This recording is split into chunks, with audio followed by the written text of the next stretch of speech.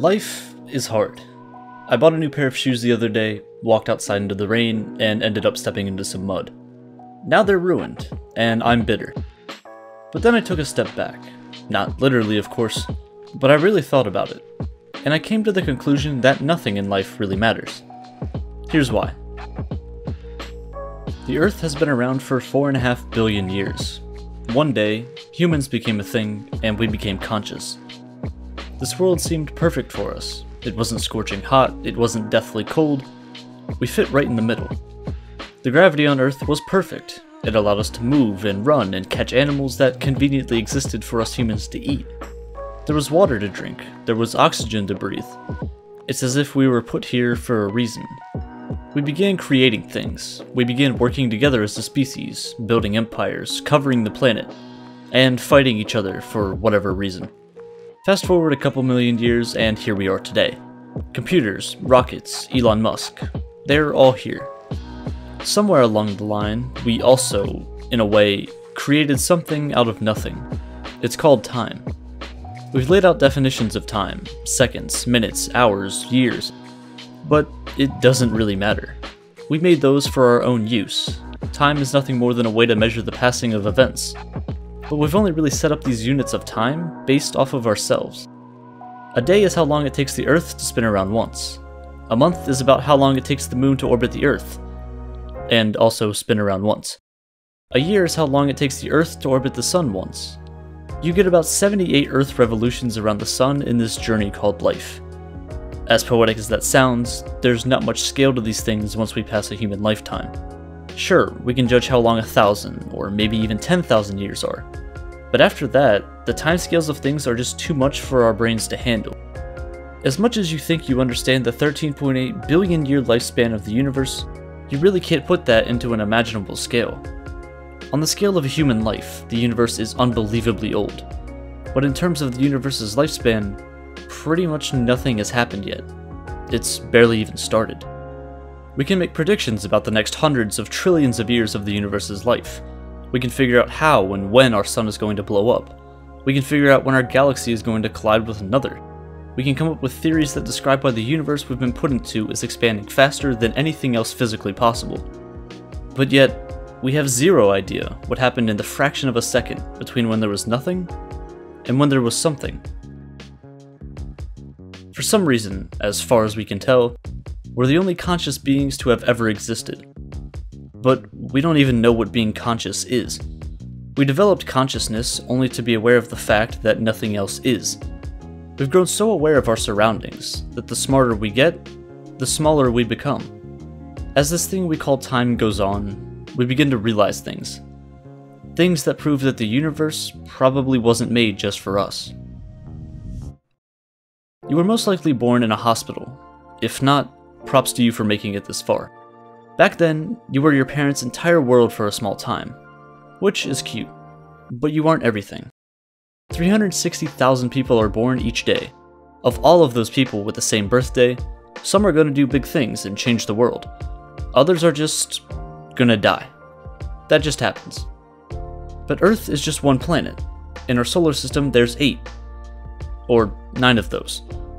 For now, for life as we know it to exist, it's kinda hard to believe that there might be other life out there. It takes so much to happen for us to be able to exist. We've discovered over 4,000 exoplanets to date, planets that don't revolve around our sun, and we've found multiple examples of Earth-like planets.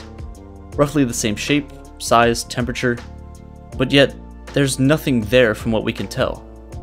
So if there are so many planets that could have life, why haven't we seen it yet? Why are there no signs? Well, we're just one solar system in an entire galaxy. There's over 200 billion stars in our galaxy alone. But that's just one galaxy. We're a part of the Local Group, which is a collection of 30 galaxies near our own. Andromeda is one of them. That's the one that's going to collide with our galaxy in about 4.5 billion years. By then, you'll be long gone. And soon after that, so will the Earth. The Sun at this point will be reaching the end of its life. It's going to expand in size, and by the end, it will completely consume the Earth, shining over 3,000 times brighter than it does today. But even though our home planet will be gone, the rest of the galaxy wouldn't even notice. billions of years on a multi-trillion year timescale is truly nothing. But even so, there are some things that we're observing in the universe's infancy today that will drastically influence the far future. To keep it short, the universe is expanding. This is nothing new. A lot of people know this, but what many people don't know is that this expansion is speeding up.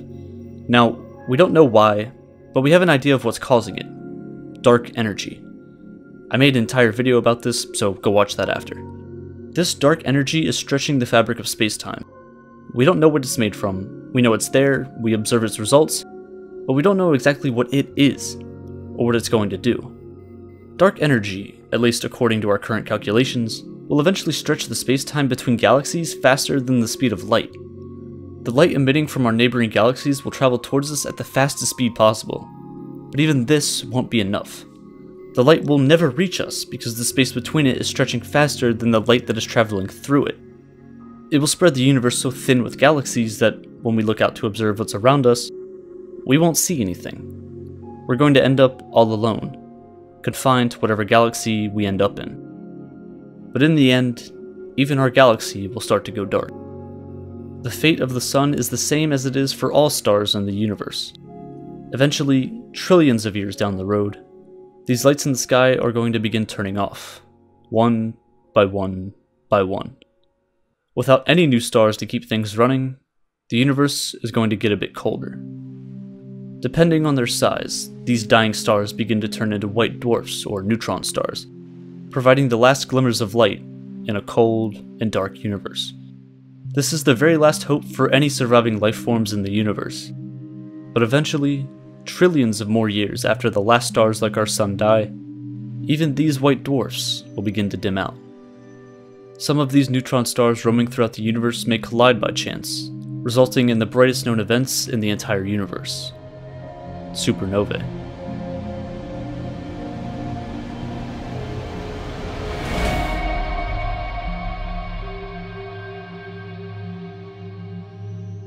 But once these supernovae conclude, the universe is again plunged into darkness. All matter that used to make up the galaxies we see today will begin to fall into the black holes that kept things held together for so long. The Big Bang that created the highest temperatures ever known to physics ultimately results in the most dormant, dark, and cold configuration possible. From a universe teeming with light and beauty, to a cold, barren wasteland. A universe dominated by black holes. But even now, the universe has just begun. These black holes are going to be around for a while, and the things we used to call galaxies, with stars and planets and life, are now just going to be full of black holes, and more black holes. This is how the universe is going to spend most of its time. Cold, dark, and alone. We're no longer talking about millions of years here. The timescales are now on quadrillions of years. But even these black holes won't last forever. Through Hawking radiation, these black holes will slowly, very slowly, begin to evaporate away, one subatomic particle at a time, until eventually, after all the black holes fade out of existence, there is nothing left in the universe. A universe where nothing changes, where time becomes pointless. There's nothing. The nothingness of space, though, will continue to expand because of dark energy, a force that accounts for 70% of our universe that we don't even completely understand yet. Matter as we know it today, the things that make up everything you see, only accounts for barely 4% of the stuff in the universe. So maybe, just maybe, we're a fluke. We were never supposed to make it to the end, but we still have a role to play out today. We are one species on one planet, in one galaxy, in an almost indistinguishable part of the universe. Whether or not we came to exist, not much would be different. Every day we matter a little less, and a little less, until eventually we realize that, in the grand scheme of things, we don't matter at all. Our galaxy could just disappear. It wouldn't really change much. We came to exist in such a weird time, but it's also pretty unique. We know we're just the beginning, a blip in the universe's potential, but the only way to fulfill that potential is to start making progress today. It's not a stretch to say that there won't be others like us, random spurts of intelligent life spread throughout trillions of years. But now, we're at one of those stages where life is possible, and probably the easiest it's ever going to be. You get one life to do whatever you want. There are some things you can avoid, like school, or taxes. But other than that, you're free to do mostly whatever you'd like. If we can't figure out our purpose for coming to exist on this planet, if we can't figure out why or how the universe came into being, then our purpose is whatever we want it to be. If you want to sit around and play games all day, there are people doing that.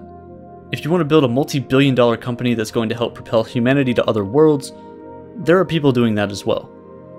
Anything you want to be or do can be done, and should be done. Like I said, our own purpose is whatever we want. Right now, if good things are happening to you, if bad things are happening to you, it's actually not gonna last forever. You have zero idea what the future holds for you, and the most random of experiences can reroute your future in an instant. Everyone was dealt a hand in life that we honestly just didn't ask for. Some people's hands are better than others, but we all have to play with the cards we've been given in the best way we can. There's a chance that we humans may never figure out why everything in the universe acts the way it does. Is there life anywhere else, or are we the exception? For every answer, 100 new questions pop up. There's infinite possibilities as to how we came to exist, but there's infinitely just as many things to do while we're figuring that out. There's dogs to feed, there's people to meet, there's science to be done. So whatever you do while we figure out our spot in the universe, this universe at least, just try to enjoy it. Because no matter what happens to you, no matter how many times you mess up, no matter how far humanity ventures out into the unknown, in the end, it doesn't even matter.